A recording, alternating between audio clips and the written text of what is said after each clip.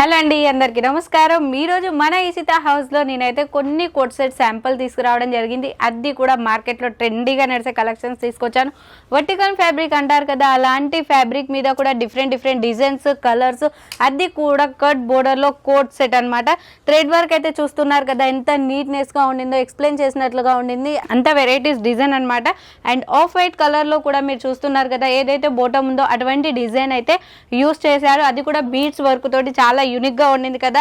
And చూడండి, caller dresses కూడా మన కాడ అవైలబుల్ ఉన్నాయి విత్ కోట్ సెట్ అనమాట.